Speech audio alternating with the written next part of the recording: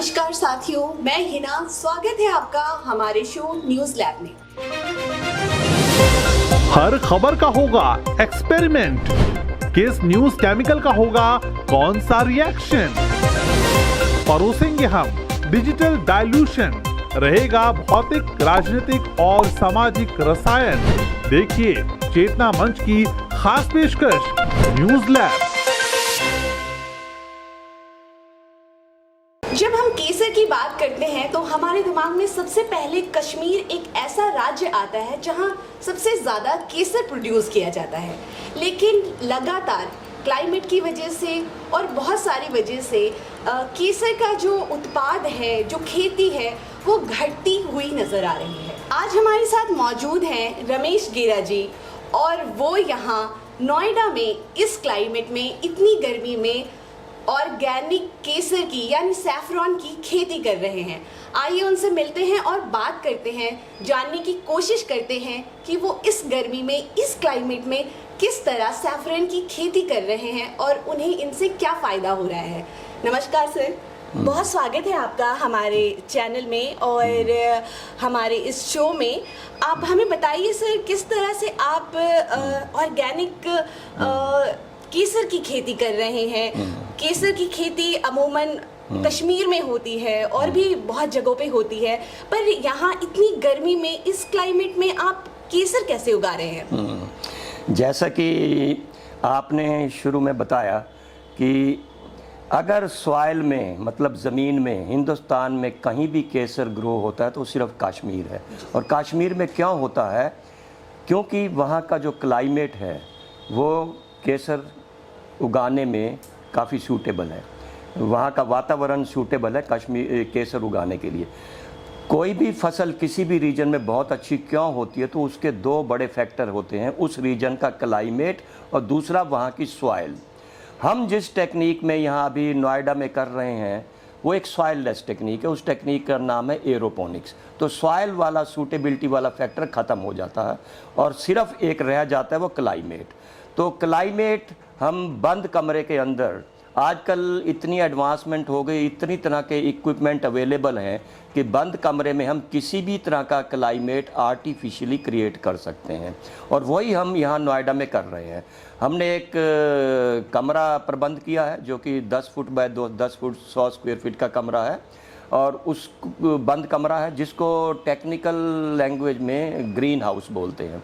तो उस green house में हमने कश्मीर का क्लाइमेट रेप्लिकेट किया, मतलब नकल की है। तो वो क्या क्या क्लाइमेटिक पैरामीटर्स हैं मैं थोड़ा सा बताना चाहूँगा, क्योंकि कश्मीर एक ठंडा इलाका है। तो हमने भी उस बंद कमरे में उसी के बराबर का टेम्परेचर क्रिएट किया है जो कि 5 डिग्री मिनिमम तक जाता है। और टेम्परेचर के अलावा दूसरा जो पैरामीटर है वो ह्यूमिडिटी है, क्योंकि कश्मीर में भी ह्यूमिडिटी या आर्द्रता बहुत ज़्यादा हाई होती है। तो हमने भी उसी के बराबर ह्यूमिडिटी कमरे के अंदर क्रिएट की है जो कि 85 to 90% लेवल पर होती है। इसके अलावा क्योंकि कश्मीर में भी लाइट बहुत कम रहती है, क्योंकि क्लाउडी रहता है, बर्फ़ गिरती है, तो धुंध पड़ती है, तो लाइट की इंटेंसिटी भी वहाँ बहुत कम होती है। तो उसी की नकल हमने बंद कमरे में लाइट भी बहुत लो इंटेंसिटी की है, जो कि टेक्निकल मेजरमेंट में 200 से 600 लक्स होता है, जो कि बहुत ही कम होता है।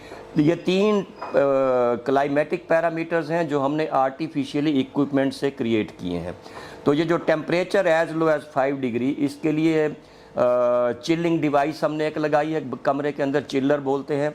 और ह्यूमिडिटी हाई करने के लिए ह्यूमिडिफायर लगाया जाता है। इसके अलावा लाइट कंट्रोल तो हम बड़े आराम से विंडोज़ को क्लोज करके हम कर सकते हैं। और ये 3 पैरामीटर्स हैं जो हमने आर्टिफिशियली क्रिएट किए हैं। इसके अलावा लगातार हवा का फ्लो कमरे के अंदर बनना रहना चाहिए, उसके लिए भी हमने इक्विपमेंट वगैरह लगाए हैं। ये सब लगाने के बाद हमने कश्मीर का क्लाइमेट आर्टिफिशियली वहाँ पर क्रिएट किया है। इसके अलावा क्योंकि कमरे के अंदर टेम्परेचर बहुत ही कम रहेगा, बाहर का टेम्परेचर 30-35 डिग्री 40 डिग्री कुछ भी हो सकता है, क्योंकि ये नॉर्थ इंडिया बहुत ही गर्म इलाका माना जाता है। तो बाहर और अंदर में हीट लॉस नहीं होना चाहिए। उसके लिए दीवारों पर, छतों पर, फर्श के ऊपर एक हाई क्वालिटी का इंसुलेशन भी लगाया गया है जिसको पफ पैनल बोलते हैं, पॉलीयूरीथीन फोम, जो कि इंसुलेशन होता है जो कि हीट लॉस को प्रिवेंट करता है। ये सब करने के बाद कमरे के अंदर हमने स्लॉटेड एंगल के रैक्स वगैरह रखे हैं, मल्टी लेवल फार्मिंग की जाती है। उन रैक्स के ऊपर हमने लकड़ी की ट्रे, वुडन ट्रेज वगैरह रखी हैं। कश्मीर से बल्ब खरीदे जाते हैं ओरिजिनली, और उन बल्ब को हम उन वुडन ट्रेज के अंदर रखते हैं। बल्ब जब इंडिया में जब हमारे पास यहाँ पहुँचते हैं तो हम पहले उनका ट्रीटमेंट करते हैं, कुछ ट्रीटमेंट में कि अगर पहले से कोई डाइजीज़ है तो वो वॉश आउट हो जाए और भविष्य में भी वो कोई बीमारी नहीं पकड़े। तो बल्ब का पहले ट्रीटमेंट किया जाता है। ट्रीटमेंट करने के बाद उनको हम ट्रेज में रख देते हैं ग्रीन हाउस के अंदर। उसके बाद ग्रीन हाउस का दरवाज़ा बंद करके हम सारे क्लाइमेट इक्विपमेंट ऑन कर देते हैं, और उसके बाद कश्मीर वाला क्लाइमेट आर्टिफिशियली उसके अंदर क्रिएट होता है। और बंद कमरे के बाहर ही हमारा स्विच बॉक्स रहता है जिससे हम क्लाइमेट पैरामीटर एडजस्ट कर सकते हैं। तो ये 4 महीने का प्रोडक्शन साइकिल होता है जो कि अगस्त में शुरू होता है और नवंबर में कंप्लीट हो जाता है। अगस्त के महीने में बल्ब को रखा जाता है ग्रीन हाउस में ट्रेज के ऊपर, और 3 महीने के बाद उसमें फ्लावर आ जाते हैं, जिसमें फ्लावर भी हार्वेस्ट करते हैं और फ्लावर्स में केसर होता है जो हम निकालते हैं। ये नवंबर के महीने में होता, और मिड नवंबर या ज़्यादा से ज़्यादा आखिरी नवंबर एंड तक ये प्रोसेस हार्वेस्टिंग का पूरा हो जाता। सर मैंने सुना, आपने अभी सारी बातें बताई कि सर आप किस तरह से उगाते हैं, कितना समय लगता है और ये चीज़ें कहाँ से आती है, सब कुछ। सर मैं जानना चाहूँगी आपके बारे में। रमेश सर अपने बारे में कुछ बताइए। आप पेशे से इंजीनियर थे और फिर आपको ये शौक कैसे हुआ कि आप ऑर्गेनिक, ना सिर्फ केसर, मैंने सुना है आप और भी बहुत सारी चीज़ें उगाते हैं, आप उसके बारे में बताइए, अपने बारे में बताइए। एक्चुअली अभी मेरा नाम रमेश गेरा है, आपको मालूम है, और मैं अभी मेरी एज 64 इयर्स है। तो मैंने इंजीनियरिंग में ग्रेजुएशन किया था NIT कुरुक्षेत्र से, 1980 में पास किया था। और पहली बात, इंजीनियरिंग करने के बाद ही मुझ में एक विश्वास जागृत हुआ था कि इंजीनियर कुछ भी कर सकता है। पहले तो ये कॉन्फिडेंस मेरे साथ जनरेट हुआ इंजीनियरिंग पास करते ही। इंजीनियरिंग मैंने इलेक्ट्रिकल में की है, लेकिन जॉब मैंने मैकेनिकल, इलेक्ट्रॉनिक, सिविल हर तरह की की है। तो वहीं से एक कॉन्फिडेंस जनरेट हुआ कि engineer can do anything. Engineer whether he is electric और electronics, he can do any trade. हवाई जहाज़ भी बना सकता है, हवाई जहाज़ उड़ा भी सकता है। तो मेरे दिमाग में आया कि सिर्फ इतना ही क्यों, हम तो और भी कई सब्जेक्ट्स में काम कर सकते हैं जिसमें फार्मिंग वगैरह भी हो सकती है। एक तो ये विश्वास मेरे साथ शुरू में था। दूसरा, मेरे दिमाग में शुरू से ही यही था कि कभी ना कभी वो समय आएगा जब मैं अपना समय हमारे कंट्री को एडवांसमेंट की तरफ ले जाने और लोगों को एजुकेट करने में भी मैं अपना समय लगाऊंगा। अगर मैं कुछ भी कंट्रीब्यूट कर सकूंगा तो मैं बहुत सौभाग्यशाली हूँगा। तभी से मैं तलाश में था कि मैं ऐसा कौन सा सब्जेक्ट लेकर आऊँ जो मैं अब हिंदुस्तान नेशन बिल्डिंग में कुछ कंट्रीब्यूट कर सकूं। तो जो मेरा ये 35-36 साल का जो वर्क टेन्योर रहा है, तो किस्मत से मैं बहुत सारे देशों में मुझे घूमने का मौका मिला, जिसमें से Japan, Korea, Taiwan, Libya, Nigeria, Philippines, इसके अलावा बहुत सारे यूरोपियंस और अफ्रीकन कंट्रीज़ में मैं समय समय पर जाता रहा हूँ। सन 2002 में मैं 6 महीने के लिए साउथ कोरिया में था। मैं टेक्निकल असाइनमेंट से गया था अपनी कंपनी की तरफ से, तो 6 महीने के लिए था। तो इंसिडेंटली वहाँ पर मुझे एडवांस फार्मिंग भी देखने का मौका मिला, जो कि मेरा वहाँ जाने का उद्देश्य से तो नहीं था, लेकिन मुझे इंसिडेंटली देखने का मौका मिल गया। तो वहाँ सब मैंने बहुत ही हाई लेवल की multi level farming, organic farming, hydroponics, ये सब एरोपोनिक्स, ये सारी टेक्निक देखी, और मुझे सैफ्रॉन कल्टीवेशन भी वहाँ पर कुछ देखने को मिला।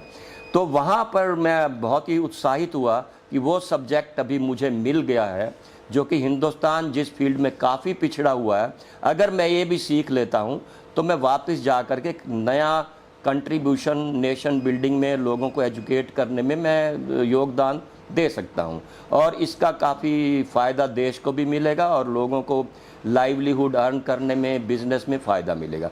तो मुझे सब्जेक्ट वहाँ 2002 में मिल गया। तो मैंने समय का सदुपयोग किया, और जितने भी छुट्टी के दिन होते थे, शनिवार, इतवार या बीच में हॉलीडेज़ वगैरह भी आती थी, तो वो सब मैंने कोरिया में लर्न करने में स्पेंड किया। तो जिस कंपनी में मैं गया था तो उनसे मैंने बात की थी, तो उन्होंने मेरी हेल्प की। तो उन्होंने मेरी ये विज़िट्स वगैरह अरेंज की उन्हीं फार्म्स में, और समय लगाया मैंने। तो पूरा 6 महीना छुट्टियों के दिनों वगैरह में मैंने वो सब कुछ सीखा। और वापस आने के बाद 2002 में ही जब वापस लौटा, तो आने के बाद पहले तो वर्क प्रेशर था बहुत ज़्यादा, क्योंकि एक कारपोरेट सेक्टर में प्राइवेट जॉब में मैं था, बहुत ही डिमांडिंग थी जॉब मेरी, तो मैं कुछ कर नहीं पाया, लेकिन छोटे छोटे एक्सपेरिमेंट घर में करता रहता था। लेकिन 2017 में मेरा रिटायरमेंट हो गया था, तब मैं फ्री हो गया। जैसे रिटायरमेंट हुआ तब मैंने सोचा कि अभी मुझे फुल टाइम वो सब करना है जो मेरा एक ड्रीम था। तो फिर मैंने घर के अंदर ही बहुत सारे लैब इक्विपमेंट छोटे छोटे बनाए, वो हाइड्रोपोनिक इक्विपमेंट, एरोपोनिक्स इक्विपमेंट और कई टेक्निक्स के मैंने इक्विपमेंट घर में ही बनाए जो कि लैब इक्विपमेंट होते हैं। उनके ऊपर मैंने एक्सपेरिमेंटेशन शुरू किया। तो कई सब्जेक्ट के ऊपर, जैसे हाइड्रोपोनिक्स है, एरोपोनिक्स है और माइक्रो ग्रीन्स है, तो सभी सब्जेक्ट के ऊपर मैंने एक्सपेरिमेंटेशन शुरू किया। तो बाकी सभी सब्जेक्ट्स में मुझे शुरू में ही सफलता मिलनी शुरू हो गई थी, लेकिन सैफरॉन के फील्ड में पहले 2 साल मेरे पूरी तरह से व्यर्थ गए, वेस्ट हुए। मेरा सारा इक्विपमेंट, पैसा बहुत लगा, लेकिन मैं हतोत्साही नहीं हुआ, बल्कि मेरा कमिटमेंट और बढ़ गया कि चाहे कुछ भी हो इसको करना ही है। लेकिन मैंने महसूस किया कि अगर सैफरॉन की बात करें तो बिना कश्मीर की सहायता के मैं शायद सक्सेस नहीं हो पाऊंगा, क्योंकि बीज हमें जो बल्ब है वो कश्मीर से ही खरीदना है, और बल्ब का इंटीरियर स्ट्रक्चर, उसका ग्रोथ साइकिल, उसका ट्रीटमेंट, उसकी डाइजीज़, जब तक मुझे पूरी नॉलेज नहीं होगी तो मैं इसमें सक्सीड नहीं हो सकता। तो तब मैंने महसूस किया कि उसके लिए कश्मीर जाना ही पड़ेगा, आपको वहाँ जाकर सीखना होगा। फिर मैं वहाँ चला गया, ये 2020 की बात है। तो वहाँ पर शेर कश्मीर एग्रीकल्चर यूनिवर्सिटी है, उनका पामपोर में सैफरॉन का R&D research and development centre भी है। तो मुझे बहुत ज़्यादा मेहनत करनी पड़ी उन लोगों के कांटेक्ट लेने में, उनका अपॉइंटमेंट लेने में, क्योंकि मैं उनके लिए एक अनजान व्यक्ति था। वो एक नए अनजान व्यक्ति को कैसे अपनी नॉलेज पास ऑन करेंगे, क्योंकि उनका भी एक यूनिक प्रोड्यूस है और पूरे वर्ल्ड में उनका नाम है सैफरॉन के चलते। तो दे वर वेरी मच हेसिटेंट कि एक नए आदमी को हम कैसे सिखा दें। लेकिन मुझे बहुत ज़्यादा मेहनत करनी पड़ी, बहुत पैसा भी खर्च करना पड़ा।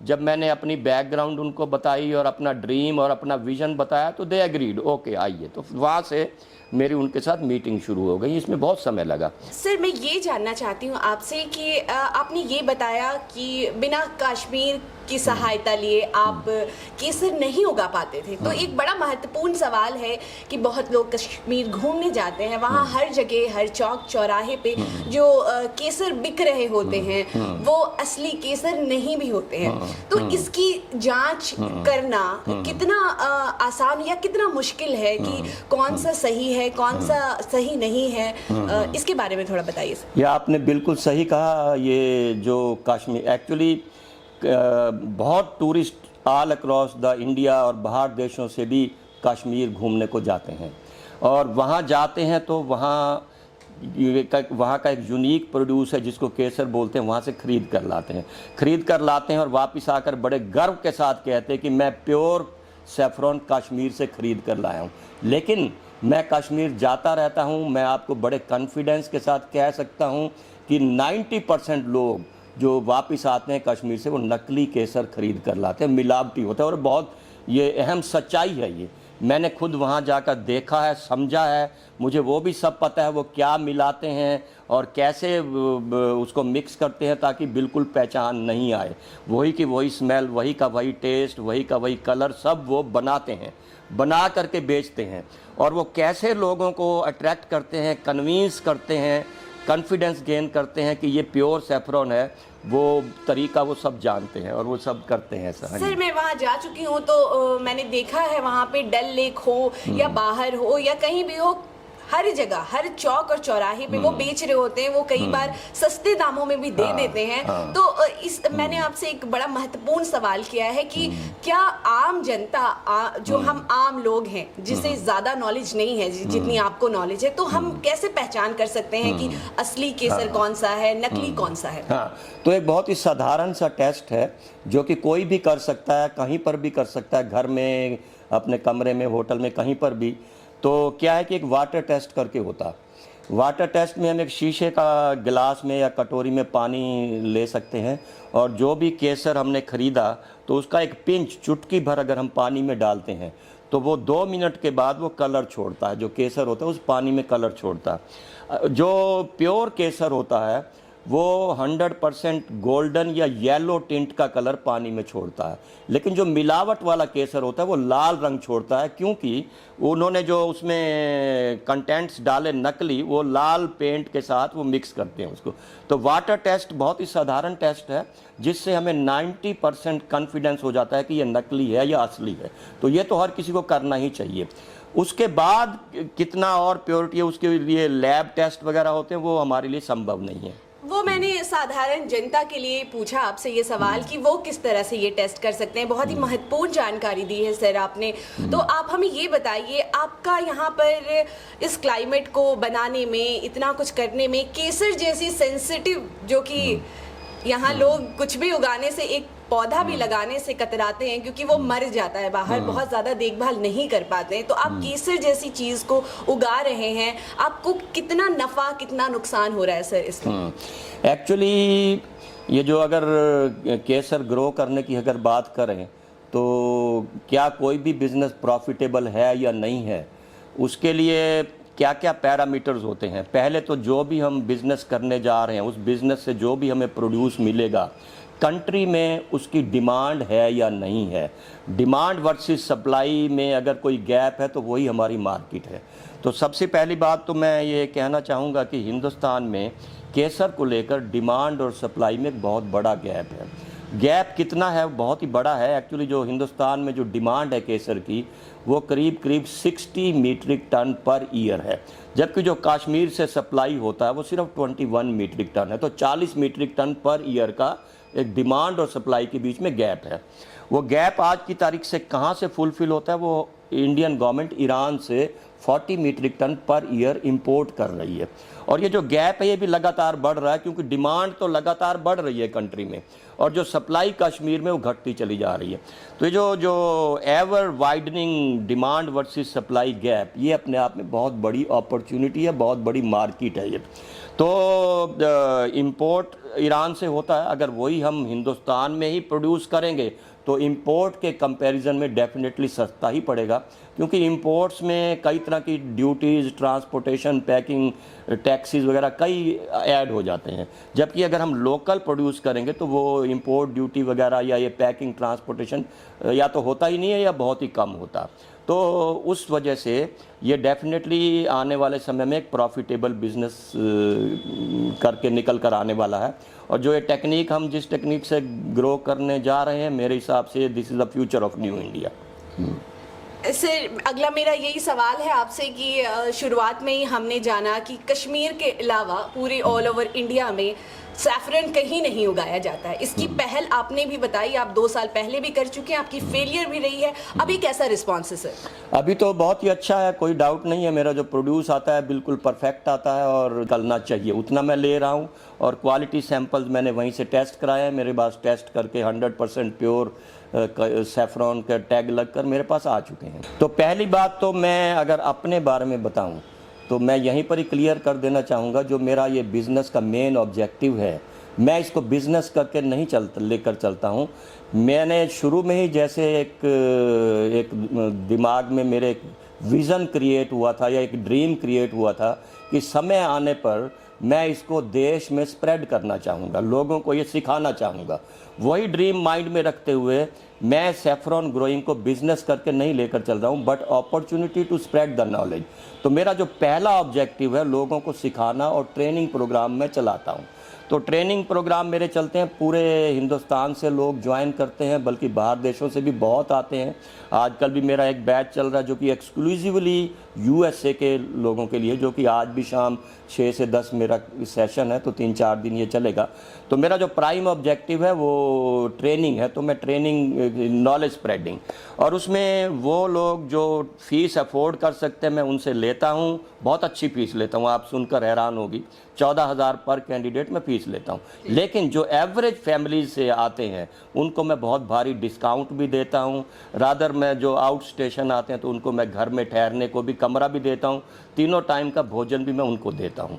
और इसके अलावा मैं बहुत सारे फ्री सेशन करता हूँ, जैसे सोसाइटीज़ हैं, रेजिडेंशियल सोसाइटीज़ हैं, स्कूल कॉलेजेस हैं और यूनिवर्सिटीज़ हैं, उनके मैं फ्री में अवेयरनेस सेशन क्रिएट करता हूँ, उनसे कोई पैसा नहीं लेता।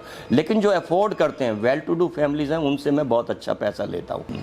सर मेरा एक और सवाल आपसे ये है कि आपने कहा आप ट्रेन करते हैं और आपका पर्पस ये बेचना नहीं है, आपका पर्पस है कि आप लोगों को ट्रेन करें। तो एग्रीकल्चर का ट्रेंड तो आप जान रहे हैं कि कम होता जा रहा है, उसका स्तर कम होता जा रहा है, वहीं आप इतनी सेंसिटिव चीज को उगा रहे हैं और लोगों को सिखा रहे हैं। कितना समय लगता है सर इस ट्रेनिंग में?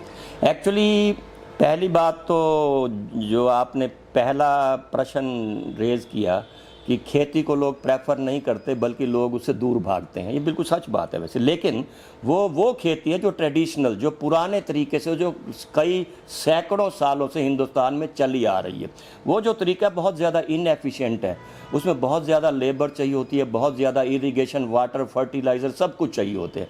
लेकिन ये जितने एडवांस तरीके हैं, ये मल्टी लेवल फार्मिंग होती है और बहुत छोटे स्पेस में होती है। उसमें वाटर रिक्वायरमेंट बहुत कम होती है, फर्टिलाइज़र केमिकल रिक्वायरमेंट ऑलमोस्ट ना के बराबर होती है, लेबर रिक्वायरमेंट भी ऑलमोस्ट नेग्लिजिबल होती है। तो ये हाईली इफ़ेक्टिव हैं, हाईली प्रोडक्टिव हैं और अभी समय बिल्कुल बदल रहा है। जितनी एडवांस्ड फार्मिंग टेक्निक है, जितने भी एजुकेटेड इंडिया के यूथ है अभी, वो अब इसको प्रेफर करने लगे हैं। रादर दे आर वांटिंग कि कहीं और नौकरी के बजाय क्यों ना हम ये एडवांस फार्मिंग टेक्निक को ही अपना बिजनेस बनाएं और इसी में से ही अर्न करें।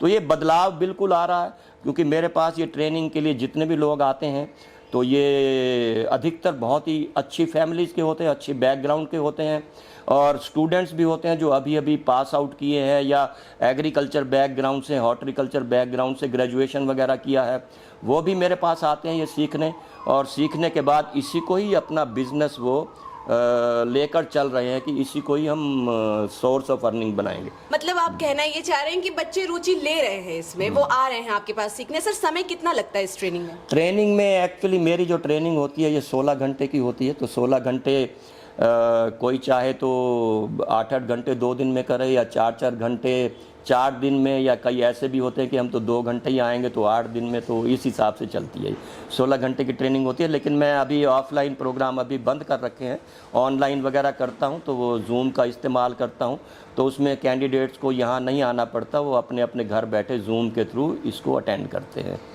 सर जो ये आपका शो देखेंगे वो आप तक पहुंचना चाहेंगे, तो आप अपना ये बताइए कि ये तो जगह है जहां हम आपका इंटरव्यू ले रहे हैं, आप ये जो फार्मिंग का काम करते हैं वो किस जगह पर है? एक्चुअली ये सेक्टर 25 जलवायु विहार नोएडा में ये मेरा रेजिडेंस है। तो मेरा जो फार्म है वो ये रेजिडेंशियल एरिया में नहीं है, वो कमर्शियल सेक्टर में है। सेक्टर 63 है नोएडा का, जो कि इंस्टीट्यूशनल एरिया, वहाँ पर रेजिडेंशियल कॉलोनीज़ वगैरह नहीं है।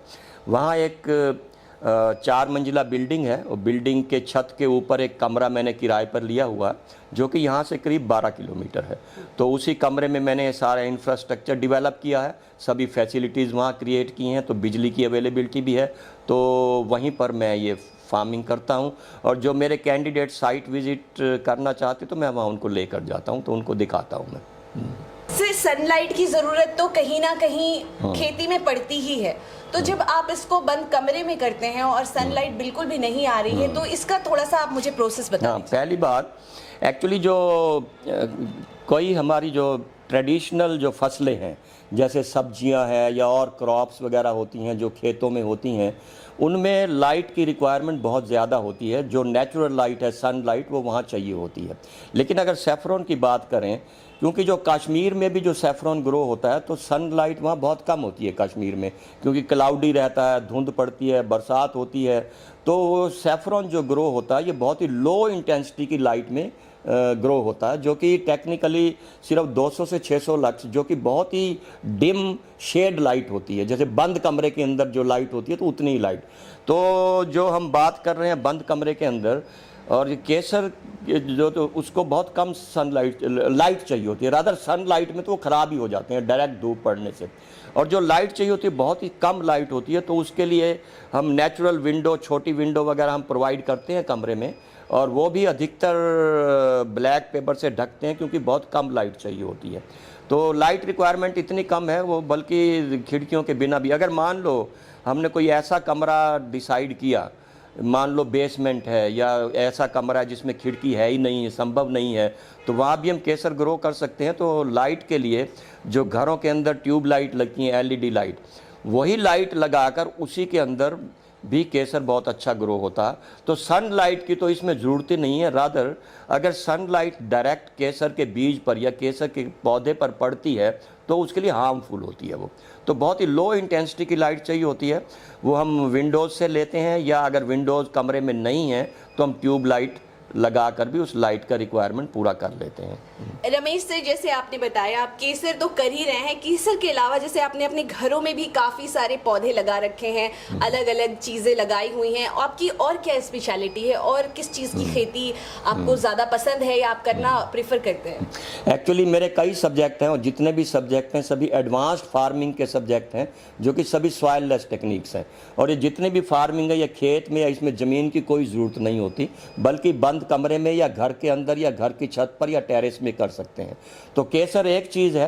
तो इसके अलावा हाइड्रोपोनिक फार्मिंग है। हाइड्रोपोनिक एक soil less water based technique होती है, जिससे हम अपने घर की सब्जियां अपने ही घर में ग्रो कर सकते हैं और ऑफ सीजनल भी ग्रो कर सकते हैं। तो अपने ही घर में तोड़ करके कढ़ाई तक ले जाने में 1 मिनट का समय भी नहीं लगता। हाँ, रमेश से की सारी बातें हमें समझ में आ रही हैं और ये लोगों को जागरूक करना चाहते हैं आज के ज़माने में, जहाँ फल सब्जियां हर एक चीज़ बड़ी वैसी मिल रही हैं जिनमें इंजेक्शन होते हैं, काफ़ी सारी दवाइयों की छिड़काव होती है। रमेश सर यही चाहते हैं कि लोग खुद ऑर्गेनिक तरीके से अपने ही घर में फल और सब्जियां उगा सकते हैं। ये बहुत ही आसान तरीका है और इसमें ज़्यादा समय भी नहीं लगता। महज 8 घंटे का कोर्स है, वो आप इजीली कर सकते हैं। बहुत बहुत शुक्रिया रमेश सर आपका, आपने हमें इतना कुछ बताया, इस चीज़ के बारे में बताया, लोगों को जागरूक किया और बहुत धन्यवाद आपका। Thank you very much.